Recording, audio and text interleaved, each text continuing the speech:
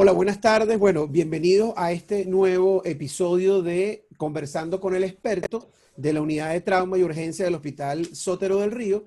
Y así como hemos venido acostumbrándolo, este es nuestro tercer episodio. Hoy también tenemos, como siempre, un invitado de lujo. Y me quisiera tomar alguna breve introducción para conversar de él. De quien voy a hablar es una persona oriundo de la mitad del mundo, es decir, ya saben que es Ecuador, que sin duda alguna ha tenido una participación extremadamente activa en la Sociedad Panamericana de Trauma como cirujano de trauma y que surge de una gran actividad que ha hecho a nivel local. A nivel local en su ciudad Cuenca, que por cierto es una belleza, he estado con él allí en su ciudad y en su hospital, y ha desarrollado algunos tips muy interesantes que son propios para que conversemos el día de hoy.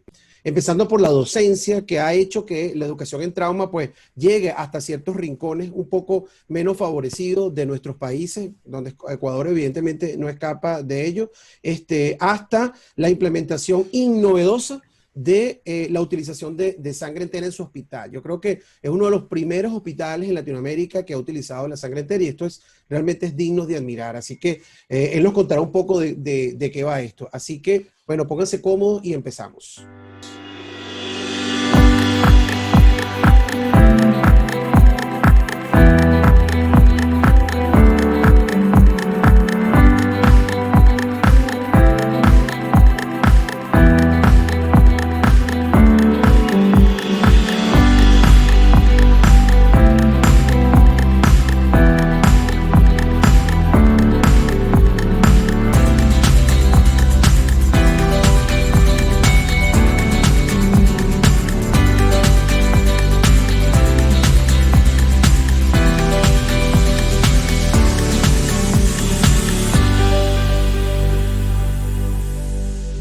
Juan Carlos Salamea, de esa es la persona que yo he estado hablando y que todavía no había dicho su nombre. Así que bienvenido, Juan Carlos, ¿cómo estás?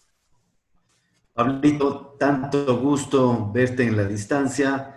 Este tiempo de pandemia de COVID creo que nos ha permitido usar mucho más los medios virtuales y creo que de alguna manera nos ha acercado, nos ha acercado. Mucho estos días hemos estado conversando con varias personas. Hoy tanto placer estar conectado contigo, Ecuador, Chile y con sabor a Venezuela, ¿no? Buenísimo, buenísimo, ¿verdad que sí? Tú sabes que lo decía yo, que esta pandemia, lejos de alejarnos, nos ha acercado, por lo menos desde el punto de vista virtual. Y hemos hecho algo interesante, Juan Carlos. Hemos afianzado relaciones con gente que de repente no conocíamos mucho o de repente sabíamos que estaba trabajando en lo mismo, pero no teníamos tanta relación. Y ahora hacemos un webinar, no sé, 3, 4 veces al día tenemos webinar. O sea, imagínate, ¿cómo has lidiado tú con eso? Sí, sí, a ratos hay que ser un poquito selectivo Sí. con esto de asistir a un webinar o participar de un webinar. Y además, como tú sabes, estamos activos en la parte de la pandemia, Claro. es complicado. Es complicado combinar. Hay días que son cansados y hay días que el tiempo no alcanza, no alcanza. Juan Carlos, antes de comenzar, hasta este momento en la pandemia en tu hospital, ¿ha aumentado el trauma o ha disminuido? ¿Ha estado igual o ha disminuido? ¿Cómo ha sido el comportamiento del trauma en tu hospital? En nuestro hospital el trauma ha disminuido, ha Mm. disminuido. Yo creo que las medidas que ha tomado el gobierno de menor movilidad, los toques de queda en las noches y fines de semana ha hecho que el trauma disminuya. Sí, o Correcto. sea, se ha sentido, se ha sentido. A nosotros nos ha pasado algo similar, de verdad que parece mentira, pero aunque ya estaba como que volviendo todo a la normalidad, ¿no? Entonces, bueno, Juan Carlos, una pregunta que te iba a hacer. El hospital ideal para atender a los politraumatizados necesariamente tiene que ser un centro de trauma, tal y como nos lo han vendido o nos lo han hecho saber los americanos. Es decir, es que nosotros tenemos que hacer realmente centros de trauma para atender de forma más adecuada a estos pacientes. Cuando se habla de centros de trauma, es complicado porque creo que la imagen norteamericana nos ha vendido un sticker, ¿no? Un Ujú. sticker que primero no es aplicable a los países de Latinoamérica. Segundo, creo que hay mucha propaganda de televisión de lo que debe ser un centro de trauma, ¿no? Entonces, creo que la realidad latinoamericana es otra cosa. La realidad latinoamericana es otra cosa. Y lo que nosotros hemos desarrollado acá, hemos conversado con colegas expertos de mayor edad, y creo que lo que sucedió en Cuenca es aplicable para la mayoría de ciudades del mundo, independientemente en donde esté.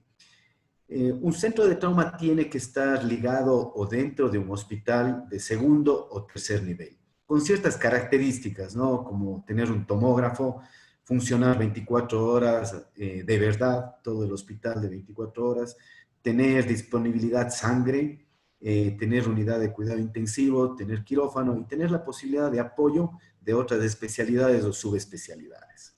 Yo creo que en ese escenario, contando con hospitales de segundo o tercer nivel en Latinoamérica, se puede pensar en montar centros de trauma. Porque la necesidad de Latinoamérica es esa, ¿no? Es esa. Yo creo que Colombia, Venezuela, Perú, Chile, Argentina, Brasil, tienen la misma realidad. El trauma, si sumamos los eventos de violencias, accidentes de tráfico, caídas, es la principal causa de muerte que va a pelear siempre con las otras metabólicas, enfermedades infecciosas, en fin. Pero si damos un pantallazo, siempre en nuestros países el trauma va a ser la principal causa de muerte. Totalmente. Juan Carlos, una pregunta y antes de volver un poquitico a hablar específicamente de los centros de trauma. Sistemas de trauma es otra cosa que nos han vendido y tal, qué sé yo. Y tú acabas de hablar de una experiencia extrapolable de Cuenca.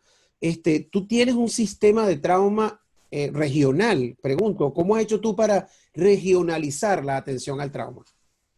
Sí, esa es una buena pregunta y corrimos con mucha suerte. Ujú. Mi ciudad, Cuenca, tiene una historia de la atención de trauma y emergencias que dependía de algunas personas con visión, ¿no? Profesores que algunos ya no laboran, que ya se jubilaron, pero siempre hubo una visión. Siempre cuando hablo yo del trauma de Cuenca y lo que ha pasado con nuestro hospital, siempre me tengo que remontar al año 96, ¿sí? El gobierno consiguió un dinero de Bélgica y arrancó un proyecto que se llamaba FASBASE, Fortalecimiento de las Áreas de Emergencia. Lamentablemente en ese tiempo no había mayor concepción de trauma o de centros de trauma o sistemas de trauma, pero en algo mejoró ese dinero y se equipó las emergencias y se montó ambulancias. El siguiente paso fue hacia el año 2000, un colega, profesor que todavía labora con nosotros, Fernando Figueroa, médico bombero, médico emergenciólogo bombero. Él tuvo la visión de, en un lugar físicamente, poner los diferentes números de emergencia en la ciudad y formar lo que se llamaba el Consejo de Seguridad Ciudadana. Entonces, antes del año 2000, tú tenías que llamar al 101, al 102, 104, 114, dependiendo de, para buscar un auxilio. Entonces, él tuvo la idea de, al menos físicamente, con la tecnología del año 2000, de poner los números físicamente en el mismo lugar y que se conversen las personas para el despacho de las ambulancias. Correcto. ¿Sí? Después, alrededor del año 2003-2006, tuvimos la suerte de tener mucho contacto la Universidad de Cuenca, de donde soy egresado, y el Hospital Vicente Corral Moscoso, donde trabajo, con Michael Labutanos y Virginia Commonwealth University, y montaron el proyecto del registro de trauma. Y mi hospital era uno de los que recibía esto, y tuvimos mucho apoyo de eso, ¿no? En el 2007 tuvimos la visita de Carlos Ordóñez acá, y cuando él hablaba sobre trauma y emergencias, yo siempre quise ser cirujano general, ¿no? Y ya era cirujano general, pero quería hacer algo más, ¿no? Entonces, cuando recibí en el 2007 la charla de Carlos Ordóñez, dije, eso es lo que yo quiero hacer. Cirujano de trauma y Eso es lo emergencias. No mío. sabía cómo se llamaba. No sabía cómo se llamaba, pero así ha Ahí va, sido, por cirujano de ahí va. trauma de emergencias. Sí. Bueno, entonces, después de yo ser cirujano general y haber laborado ya 4 años, me fui a Colombia y hice mi entrenamiento en trauma, emergencias y cuidado intensivo quirúrgico, que definitivamente fue la fortaleza y la visión que le cambia al cirujano general hacia alguien que atiende trauma y emergencias. Que a veces es un poquito difícil hablar de eso, porque el cirujano general puede operar trauma, opera trauma, pero no necesariamente lo hace en un escenario o en un concepto completo o entiende la fisiología o la patología del paciente. Cuando yo volvía en el 2012 al Ecuador, coincidieron algunas cosas que ahí es donde respondo a tu pregunta. Ajá. El Ecuador se hizo una zonificación del país. Entonces, por ejemplo, mi área, que corresponde a 3 provincias, es la zona 6. La primera situación importante, que no dependía de nadie, sino de un momento histórico del país. Correcto. Lo siguiente fue que se detectó que en el país había un problema legal y logístico en cuanto a la atención prehospitalaria del trauma, ¿sí? Entonces, por ejemplo, el sistema de salud no contemplaba la atención prehospitalaria. Estaba basada en la ley del buen samaritano. Y la atención de las emergencias empezaba cuando el paciente atravesaba la puerta de la emergencia. Correcto. Ahora tenemos una ley que ya tiene el concepto del prehospitalario, del sistema prehospitalario. Y el gobierno planteó un proyecto que se llamó Mi Emergencia. Entonces, dotó de ambulancias suficientes por parte del Ministerio de Salud Pública, porque antes de eso, el benemérito Cuerpo de los Bomberos y la Cruz Roja eran quienes, basados en esta ley del buen samaritano, hacían la atención prehospitalaria. Entonces, ahora con legislación y con ambulancias, pasó a ser el Estado el que tenía que poner el pecho al sistema prehospitalario. Y lo más importante, se puso una herramienta tecnológica que en mi país se llama SIS-ECU 911, Sistema Integrado de Seguridad Ecuador 911. Entonces, esta herramienta tecnológica engloba todas las otras instituciones y monitorizan el país, reciben las llamadas, tienen cámaras, alguna vez decíamos, es como el gran hermano de la ciudad, porque vigila, pero eso ayudó mucho a empatar todo. Por ahí llegamos, eso fue en el 2011, llegamos en el 2012 y en mi hospital, el Hospital Vicente Cura Moscoso, realmente metimos esa idea de que teníamos que organizar primero el servicio de trauma y emergencias. Muy bien. Entonces fue un poquito duro conversar con los cirujanos generales y decirles, bueno, ustedes van a hacer toda la cirugía electiva y nosotros nos encargábamos de el trauma y las emergencias. Exacto. Sí, o sea, toda la parte quirúrgica agudo, traumática o no traumática. Entonces hubo un poquito de conflicto y de fricción porque era quitarles un espacio a unos y a otros en cambio se sentían bien, porque decían, o sea, me van a quitar el problema de la llamada y de la emergencia y me puedo dedicar a la laparoscopía avanzada, a la parte oncológica, a la cirugía bariátrica, en fin. Que de hecho es una fortaleza en los hospitales que hay servicio de trauma y emergencias, porque la cirugía general se potencializa y se puede hacer cirugía mayor, cirugía programada de la laparoscopía avanzada, en fin. Y lo siguiente y más importante cuando hablamos de centros de trauma es el equipo de trabajo. Bien. Y creo que es lo que te debes haber vivido tú en Venezuela y debes estar viviendo ahora en Chile. El servicio de trauma y emergencias tiene que ser una hermandad, ¿sí? Porque no es el cirujano, sino es el equipo. Correcto. Y no es el paciente de alguien, sino es el paciente del servicio. Porque son pacientes, los pacientes de trauma o de emergencias quirúrgicas, son pacientes que necesitan una dedicación 24/7, independientemente del mes, de la fecha, de la festividad, en fin. Entonces, yo hoy opero un paciente que queda empaquetado, puede ser que me toque reoperar hoy día, que estoy pendiente de su resucitación en cuidados intensivos, pero al día siguiente yo tengo que irme a descansar.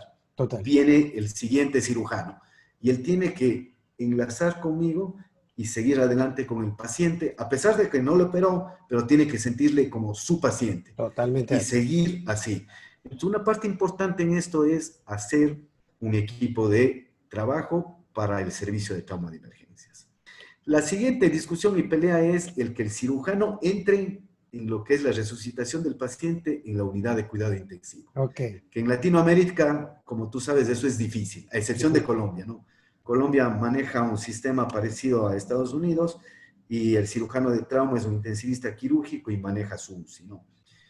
Entonces aquí elaboramos un año y medio, más o menos así, y mostrando números al gobierno. Inicialmente, cuando llegamos, conseguimos el dinero para contratar 5 cirujanos, y entre los 5 cirujanos lográbamos cubrir 24/7 Bien. este esbozo de equipo. Pero llegamos a formar el servicio de trauma y emergencias, Bueno. que nos tomó más o menos 3 meses.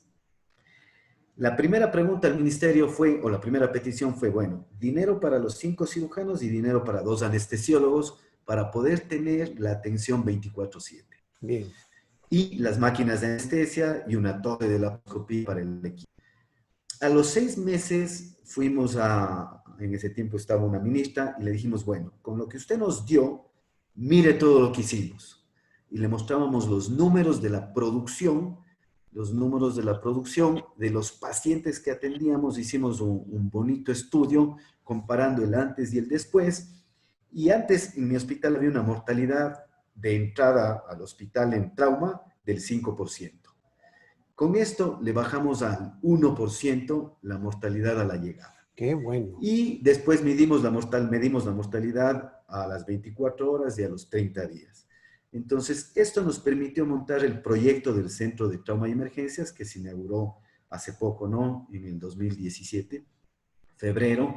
Y entonces tenemos un centro de trauma y emergencias formal con 6 box para resucitación y manejo de cuidado intensivo, y poder manejar los pacientes de trauma y emergencias e incluso los pacientes de cirugía mayor o de nuestras cirugías que necesitan manejo en cuidado intensivo. Entonces, esto potencializó mucho, ¿no?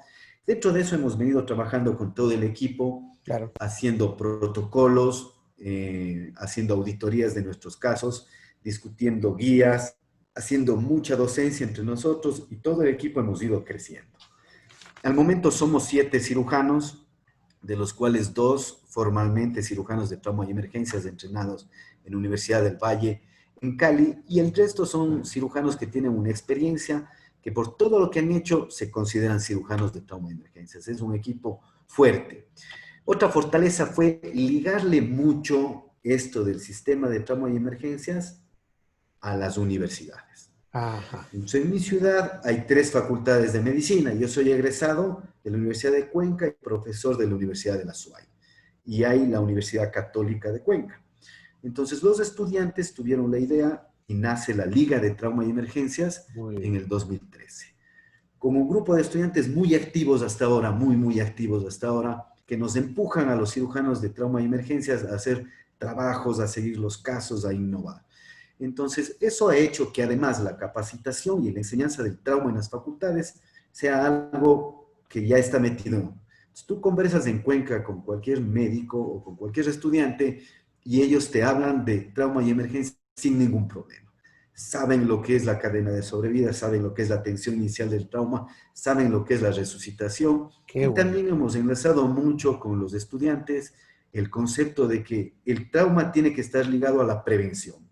Y con los estudiantes y el Ministerio de Salud Pública hemos generado algunos proyectos de prevención y promoción en la ciudad basado en las estadísticas que llevamos del trauma y emergencias de nuestro hospital.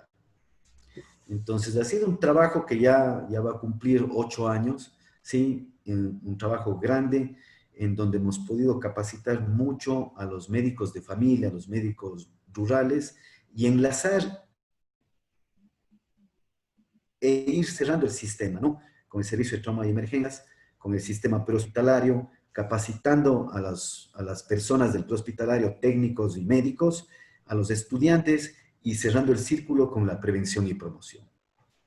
Perfecto, Juan Carlos. Mira, realmente una belleza y, bueno, envidiable, ¿no? Realmente, y más allá de envidiable, reproducible. Juan Carlos, sin duda alguna, el apoyo ministerial, gubernamental es fundamental porque a la vuelta de la esquina es el que da los recursos y tú hiciste algo muy importante. Tú le devolviste la inversión que ellos hicieron con los números que siempre ellos quieren saber, ¿no? Ahora, ¿tú crees necesario que dentro de eso debe existir el apoyo de otras organizaciones? Por ejemplo, en Cuenca o en Ecuador existe una sociedad o una fundación relacionada con trauma o no, o no creas que eso sea importante. ¿Qué piensas con respecto a eso?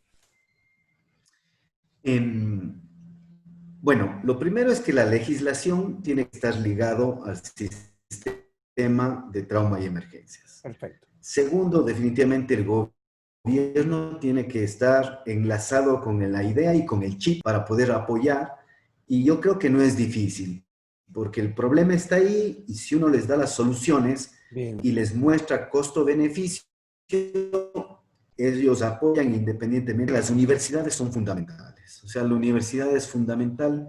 Hay algunos estudios en Latinoamérica que muestran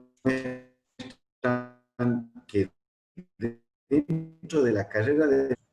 Entonces, en las facultades de la ciudad hemos logrado llenar esos espacios, uno, con la generación de talleres, ¿sí? Con la generación de talleres. Y dos, con la Liga de Trauma y Emergencias. Entonces, una institución importantísima son las facultades de medicina. Otra situación importante con la que nos hemos ligado en la ciudad es con el municipio, porque el municipio en mi ciudad son quienes manejan el tránsito. Entonces, tenemos mucha relación con se llama EMOV, Empresa de Movilidad Vial EP, ¿sí? Empresa Pública de Movilidad Vial. Entonces, tenemos mucha relación. Por ponerte un ejemplo, hace 4 años, con el municipio y la EMOV, puso una reglamentación. Si los profesionales del volante, los choferes profesionales, querían renovar su licencia, tenían que tomar un curso de primeros auxilios con los chicos de la liga. Si no tomaban el curso de primeros auxilios, no podían renovar su licencia profesional. Qué ¿Sí? maravilla, de verdad que Entonces, sí. sí, se han hecho cosas de bastante impacto, ¿no? De bastante In- impacto. increíble. Y fíjate Entonces, que, son instituciones, no, sí, sigue, sigue, sí. sí, digo, son instituciones como el municipio que tiene que estar ligado.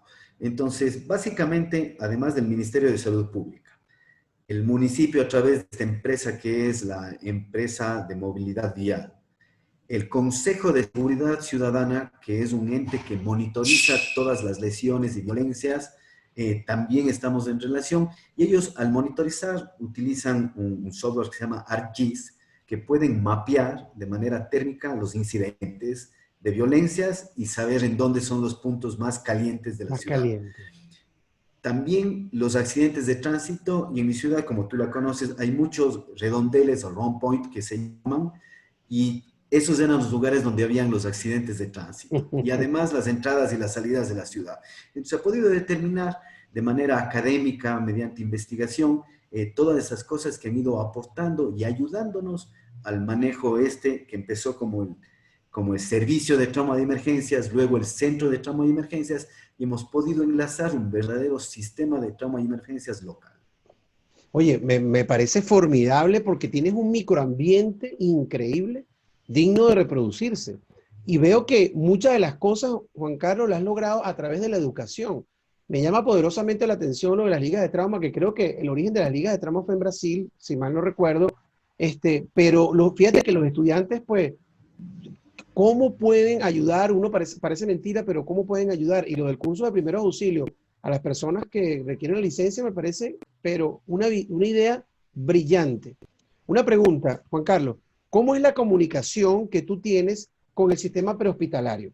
Es decir, ¿existe una línea directa entre ustedes y ellos? Ya vi que tenían como un call center, algo así, pero ustedes tienen una línea directa con ellos, ustedes saben que el paciente va a llegar minutos antes, ¿cómo es?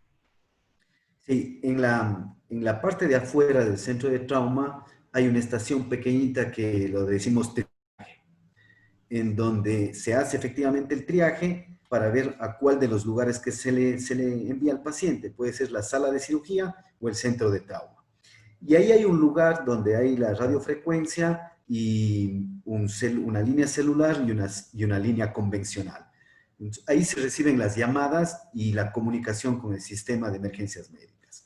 Como te decía, esto fue cosas que coincidieron en la historia o en el tiempo y que ayudaron a que sea más fácil algunas situaciones o de las que en el punto histórico nos pudimos aprovechar.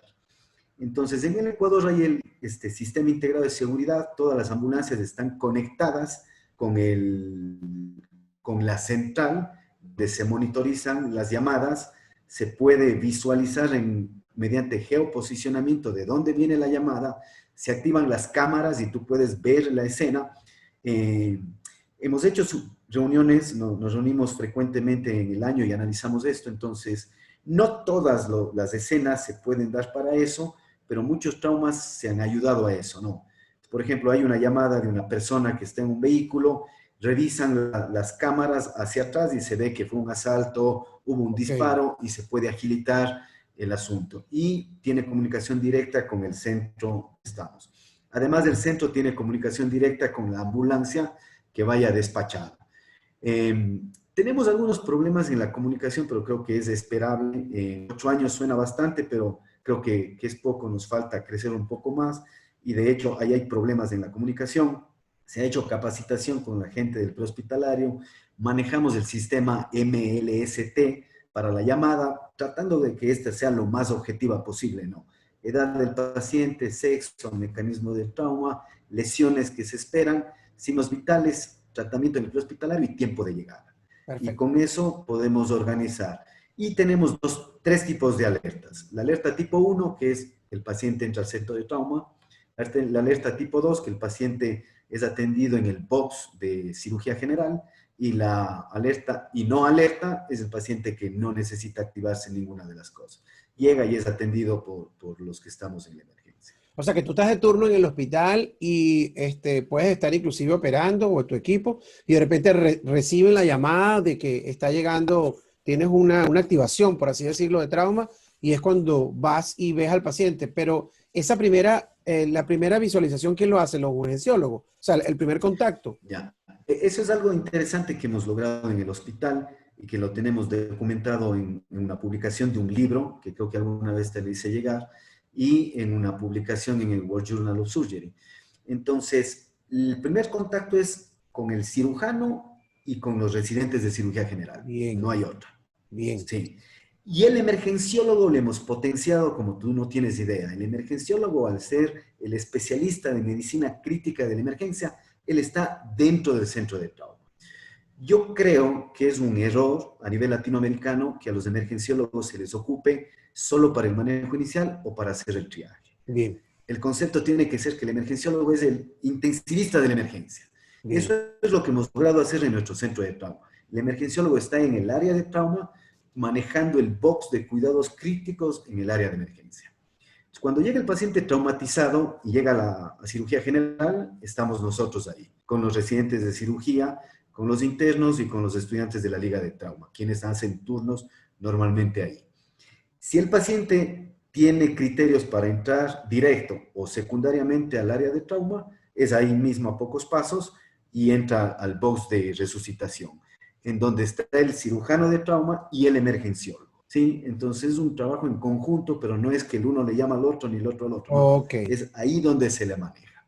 en Sí, yo conjunto. creo que cuando hablamos de centro de trauma, a mi criterio muy personal, creo que lo ideal es que esté el cirujano de trauma y el emergenciólogo apoye con todo lo que él sabe en la resucitación del paciente. Perfecto. Personalmente pienso que es un desperdicio cuando se les ocupa en algunos lugares de emergencias en Latinoamérica para hacer triaje. Eso creo que es un desperdicio del personal humano tan capacitado como es el emergenciólogo.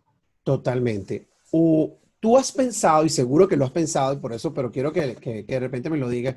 ¿Tú has pensado en la necesidad que tienes de repente, que tienes tú, tu hospital, y todo ese background que tienes, la posibilidad de crear la especialización de cirugía de trauma, por lo menos certificar a cirujanos, así como tú te fuiste a Cali, digamos que en Cuenca puede existir un núcleo de entrenamiento y de capacitación en esta nueva especialidad, bueno, nueva para algunos, pero de cirugía de trauma o acute care surgery, mejor aún.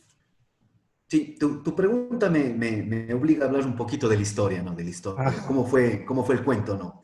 Los cirujanos viejos, nuestros profesores, eran cirujanos generales que, entre comillas, le entraban a todo. Guerreros, Pero, guerreros. exactamente, Sí, pero tenían una deficiencia, que no sabían la fisiología o el medio correcto, interno. correcto. Sí. Entonces, en Estados Unidos se crea el cirujano de trauma, pero se dieron cuenta que la cirugía de trauma estaba ligado a la fisiología y a los cuidados intensivos.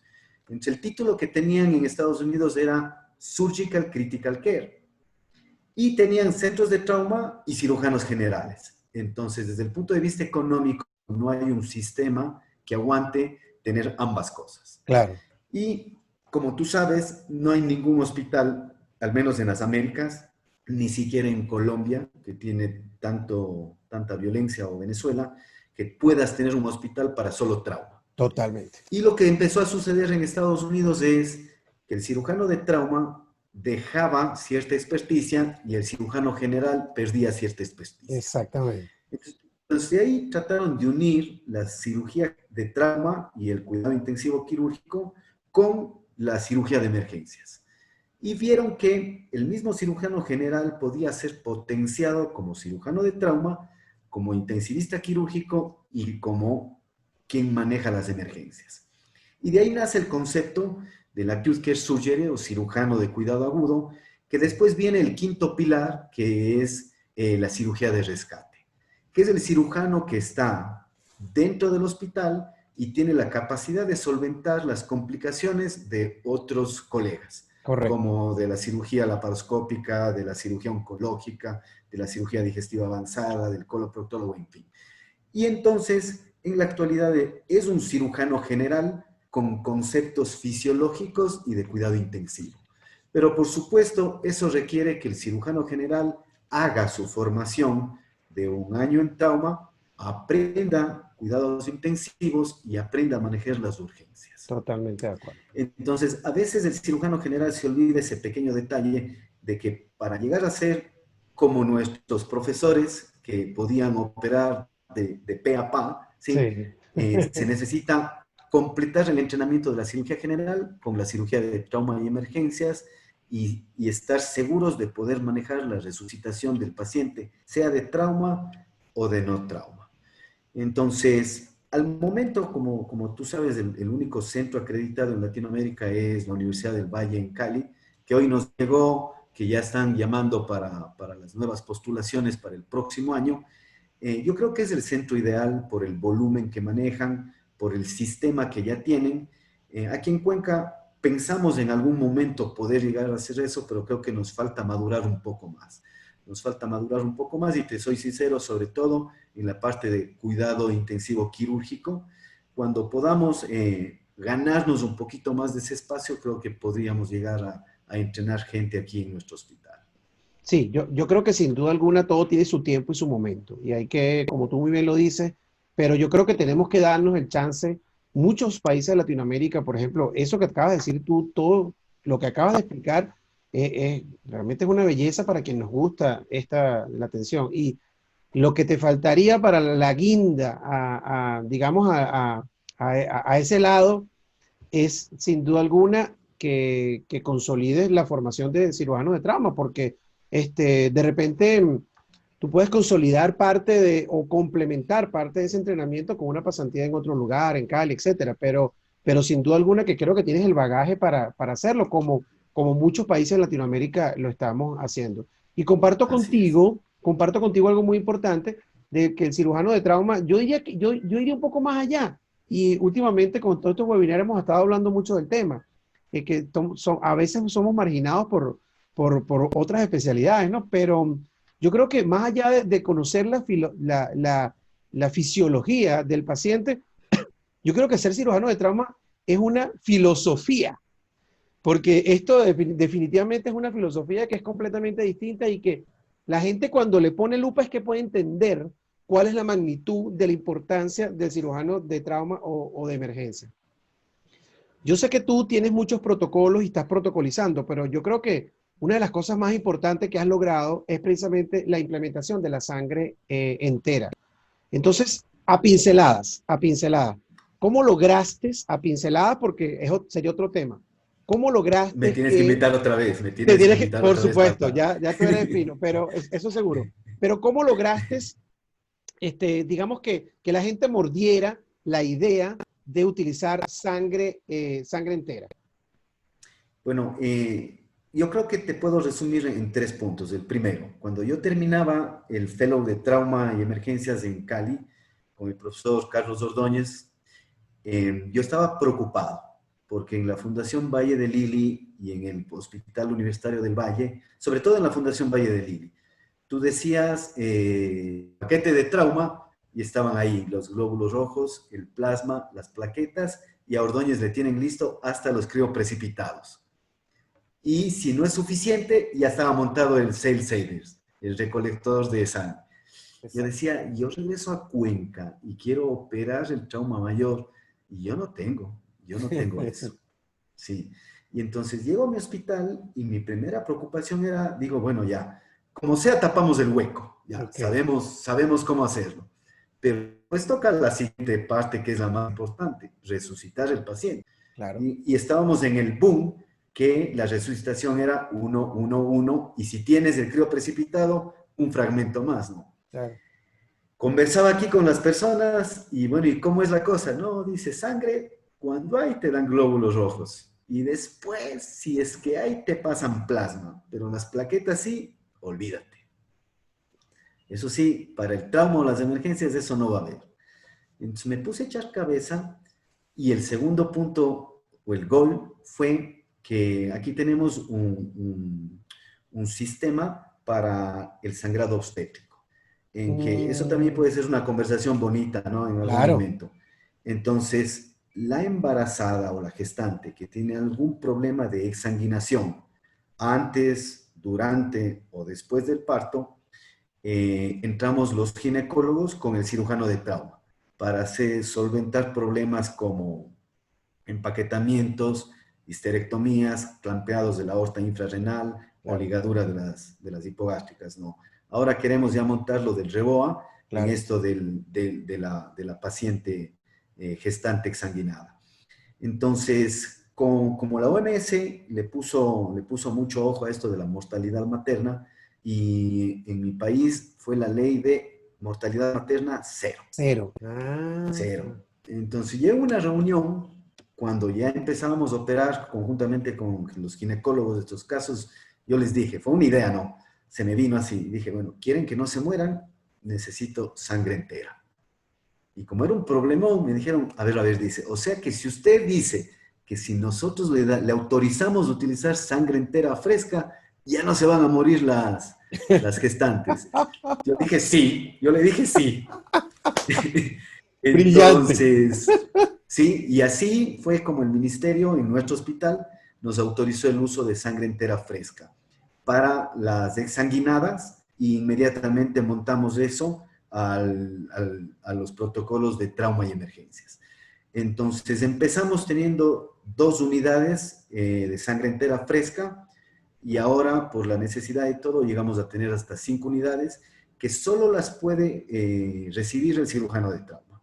Entonces cuando uno sube con el paciente, pasa por el quirófano y va llevando las 2 unidades, ¿sí? Y nos ha ido muy bien, ha sido la manera de solventar. Y conversábamos con otros cirujanos de trauma porque me llamaba la atención que por más trauma grave o severo o examinado el paciente, con las 2 unidades ahí de entrada, nos empezó a ir muy bien. Y ya después hemos ido afinando, tenemos más de 100 pacientes resucitados con sangre entera, entre trauma y más o menos creo que son 36 o 40 gestantes examinadas que les hemos aplicado el protocolo de sangre entera y nos ha ido bien, porque después los requerimientos selectivos de glóbulos rojos o plasma son mucho menores y la mortalidad indudablemente ha disminuido. Oye, Además que no tenía tampoco la otra opción del 1-1-1, no tenía o la sea, otra ¿era opción. eso o eso?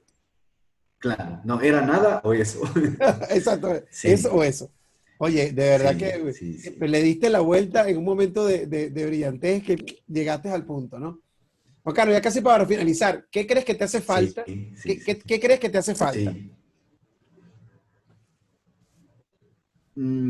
Yo creo que en términos grandes, creo que ya tenemos todo. Lo más Ajá, importante, que en la ciudad todo el mundo del sistema de salud pública sabe de trauma. En el municipio de la ciudad, lo que es la empresa de movilidad vial, sabe de trauma. eso. El Consejo de Seguridad Ciudadana sabe de trauma. Los estudiantes en la universidad saben de trauma. Y hay un sistema que nos colabora, ¿no? Que nos colabora. Yo creo que lo que nos toca ahora al equipo es seguir avanzando, seguir caminando y seguir afinando las cosas, ¿no? Seguir afinando las cosas. Ahora estamos parados porque el centro de trauma y emergencias de nuestro hospital es el centro COVID, ¿no? Claro. que viéndole desde otra parte fue una fortaleza tener esa área física preparada y equipada, Claro. porque nos permitió fácilmente utilizar esto para arrancar con la atención de los pacientes de la pandemia. Saber manejar los pacientes críticos también nos ayudó, y sobre todo ya haber tenido un equipo estructurado fue otro factor que nos ayudó. Esperemos volver a la normalidad, no sabemos cuándo, porque el centro de trauma y emergencias es una necesidad. Si bien no todo es trauma, pero también las emergencias quirúrgicas son una necesidad y son lo que más hacemos en el hospital, ¿no? En términos de números, el 20% de lo que operamos es trauma y el 80% son casos emergentes agudos que requieren algo más que un cirujano general. Totalmente de acuerdo. Qué bueno, de verdad que qué bueno. Bueno, Juan Carlos, tu recomendación final, si quisieras decirle algo a la gente que está escuchando esto, sobre todo a quienes nos interesa, ¿qué le recomendarías tú? ¿Qué mensaje final nos dieras? Sí, el mensaje que yo pudiera dar a los colegas de Latinoamérica es que en toda ciudad debe haber un hospital que tenga un centro de trauma y Bien. emergencias. Y lo importante es que este centro de trauma y emergencias tenga un verdadero equipo de trabajo en donde exista un cirujano formado o formalmente entrenado en trauma y emergencias y cuidado intensivo quirúrgico. Y el eslabón o digamos el as es tener un equipo de trabajo. O sea, es un equipo. Perfecto, yo también coincido contigo. Una última cosa. ¿Crees que la Sociedad Panamericana de Trauma debería tener una participación más activa en esto de nombrar, acreditar o dar las sugerencias respectivas a lo que debe nombrarse como Centro de Trauma en Latinoamérica, que dista mucho, lo que tú me dijiste al principio, dista mucho de lo que hay en los Estados Unidos porque los recursos son distintos y las situaciones? Pero ¿crees que la sociedad debería tomar un poco más de protagonismo en este sentido? Y con esto casi que terminamos. Sí, tú sabes que hemos hecho varios ensayos en los cuales hemos Ujú. participado, ¿no? Hemos participado, hicimos hasta un software de evaluación basado en las recomendaciones de la Organización Mundial de la Salud y del Colegio Americano de Cirujanos. Son 260 ítems que debe cumplir un centro de trauma. Yo creo que la Sociedad Panamericana de Trauma tendría que ser más activa en dos cosas. Ujú. Una, en conocer las realidades de cada país, Bien. y dos, hacer visitas de campo. Porque combinando las dos cosas, tú puedes decir, este es un centro de trauma acreditado. Porque Bien. la necesidad está ahí. Te pongo un ejemplo. En mi hospital yo no tengo angiografía 24/7. Claro. Entonces, para los gringos, yo no soy un centro de trauma acreditado. Exactamente.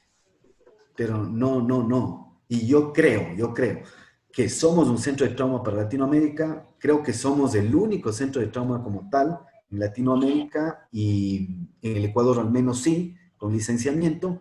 Y hemos tenido muchas visitas, como tú sabes, de varios profesores Claro. de otros países, incluso Norteamérica, para ver qué es lo que hacemos y cómo estamos haciendo. Y siempre los comentarios han sido muy favorables. Qué Entonces, bueno. creo que algo bueno estamos haciendo en Latinoamérica, ¿no? Sin duda Entonces, alguna.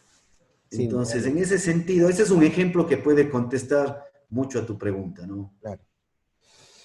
Bueno, Juan Carlos, esto ha sido de verdad un deleite y de verdad que muchísimas gracias. Ya estás comprometido para futuras invitaciones que ya hemos tenido la oportunidad de intercambiar, pero de verdad que muy, muy complacido. Yo sé que esto va a generar muchos comentarios y sobre todo tu experiencia, llevarla más allá del Ecuador, expandirla por toda Latinoamérica. Así que en nombre de todos te doy las gracias. Muchísimas gracias, Juan Carlos.